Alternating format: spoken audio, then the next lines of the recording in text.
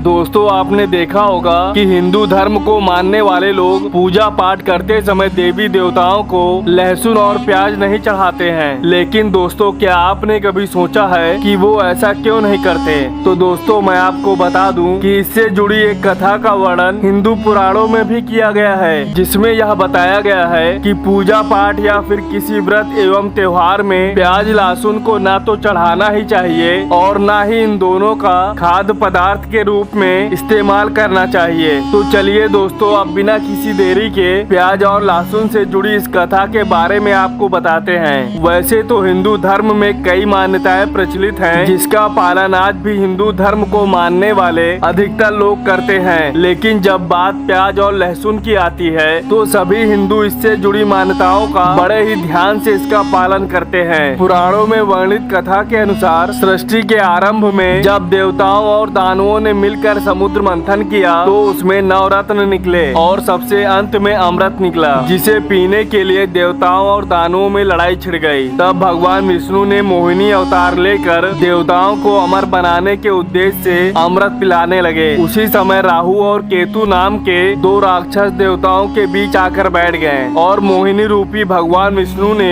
उन दोनों राक्षसों को भी अमृत पिला दिया। परंतु यह बात जैसे ही भगवान विष्णु को पता चली तो वैसे ही उन्होंने राहु और केतु के सर को अपने ही सुदर्शन की सहायता से सर को धड़ से अलग कर दिया। परंतु सर धड़ से अलग होने तक उन दोनों राक्षसों के मुंह के अंदर कुछ अमृत की बूंदें चली गई थी। ऐसे में राक्षसों का सर तो अमर हो गया, लेकिन शरीर का बाकी हिस्सा पूर्णतः नष्ट हो गया। लेकिन जब भगवान विष्णु ने राहु और केतु का सर धड़ से अलग किया था, उस समय उनके शरीर के खून की कुछ बूंदें नीचे जमीन पर गिर गई थी और ऐसा माना जाता है कि उन्हीं के खून के बूंदों से प्याज और लहसुन की उत्पत्ति हुई। और इसलिए यह भी माना जाता है कि जब हम प्याज और लहसुन खाते हैं तो हमारे मुंह से दुर्गंध आती है। इसके अलावा धर्म शास्त्रों की माने तो प्याज और लहसुन की उत्पत्ति राक्षसों की खून से हुई है और इसलिए इसमें हमेशा राक्षसों का वास होता है। और यही कारण है कि ना तो प्याज और लहसुन का इस्तेमाल पर्व के दिन खाद्य पदार्थ के रूप में किया जाता है और ना ही इन दोनों को किसी भी हिंदू धर्म में देवी देवताओं को चढ़ाया जाता है। परंतु सर धड़ से अलग होने से पहले अमृत की कुछ बूंदें मुंह के अंदर चली गई थी, इसलिए प्याज और लहसुन में रोगों से लड़ने की क्षमता होती है। इसके अलावा प्याज और लहसुन के ज्यादा प्रयोग से मनुष्य का मन पूजा अर्चना से भटकता है और दूसरे कार्यों में ज्यादा लगने लगता है। और यही वजह है कि पूजा पाठ में हम इन दोनों का प्रयोग नहीं करते। साथ ही साथ हिंदू धर्म के शास्त्रों में लहसुन और प्याज को